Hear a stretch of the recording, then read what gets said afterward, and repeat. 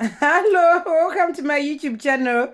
My name is Sandra Kamonda, but Sandra the Menace. Please don't forget to subscribe. Please subscribe so that I can keep on posting the naughtiest of me when I was growing up. As you can know from my previous videos, my friend is, we're very close, we loved each other. So this other day, again in Rusape, in the rural areas, so this other day we used to go to fetch some firewood, me and S, every time. So it's like where we used to fetch firewood is far away from the house, the way we stay, in fact. So this other day, it was, I think it was the holiday of August when we used to eat, what do you call it? In English, they just, I don't know if it's true. They say it's called matamba. I don't know it in English. What can I call it? I cannot call it English apple, no. In fact, I will just say it in our language, matamba. I don't know in English how they are called. So what we always do, it's like I go collect, because on my way to the fire, to collect firewood, I go and collect my friend S. Then from there, we'll just pick up our hata. That will be like the thing which is to put on top. Then we continue. So normally we'll just leave the houses around 10, 11. Then we'll be coming back around 4, 5, 6 at night, nearly evening time. So me and my friend AC, we used not to go straight to collect the firewood, but we had to go like visiting all the fruits trees first, then we go. So we used to go to eat this matamba thing, because by then we knew which matamba tree was the best. It was the juice and sweetest one. So we had only one, picked one from what we had just tasted. So this other day we went to our matamba tree. We have 9, 10 people just say that if you eat too much matamba, it will make you sick, and when you start vomiting, it's either you die. But to me and the it never happened to us. Never in our lives. But we will just eat like per person 13, 12, 15. So this other day as always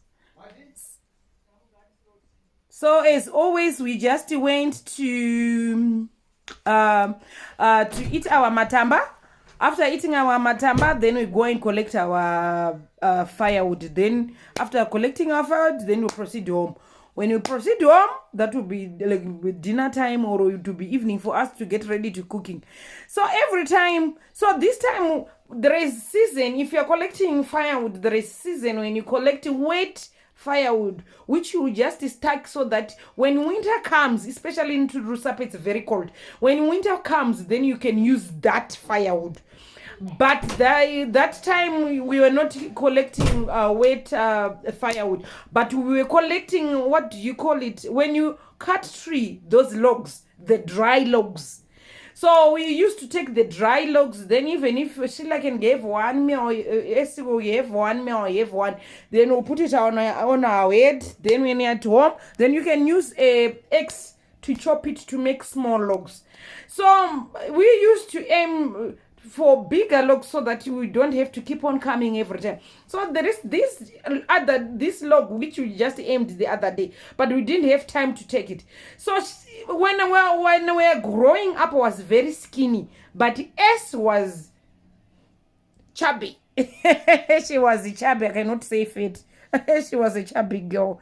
So this other day, when we arrived, we eat our matamba, then we proceeded to get our log. Then he said, we are going to get that log, because we had one already, which we just put aside. So we are going to get that log. You, as you are chubby, you can take that one, because that one is bigger. Then I'll take the one which we left yesterday. He said, okay, fine. Oh my God. What really happened that day, to tell you the truth, I just want to thank God. If your time to die is not yet there, you won't die. But if your time to die, if it is a calling for your time to die, you will die. But to me, I just want to thank God. What happened is, like, when we were shaking the log, because normally the logs which we were aiming, at the bottom, that means they're already dry and rotten. So it was going to be easy, even if you take it home, for it to make it small pieces. So that day we pushed that log. I was pushing it, and S was pulling it on the other side. Then I was pushing it, and then we had to change the direction. Then S said, "No, since I'm chubby and I'm stronger than you, since I was very skinny, I'll just pull. Then you push." Guys, if I go back there, if I just think what happened there, it's horror. It's horror what really happened. To tell you the truth, it's horror. I don't know, and I just want to thank God. I keep on thanking God, because the time S was pulling, I was pushing with all my power, that log. The moment I pushed, she was pulling hard. Then she fell with the log. Guess what? I nearly put my head in the hole where the log was. But to tell you the truth, right now, I just want to thank God. I don't know what really happened. The snake was like this. And my head was like exactly like this with the snake. The snake. And I don't know now. And I don't know where I can get that answer. Why did not that snake bite me? Maybe it was tired, because the time when we were shaking the log, but by the time we were shaking it, it was supposed to be aggressive, but it did not. We just looked at each other like this. Me looking at the snake and the snake looking at me. I was speechless. Sheila was holding the log, and she didn't have the energy even to just come and help me. But I don't know. That snake just looked down and it wiggled away. And I want to thank you. And I want to thank God for that. And that's the day I nearly died.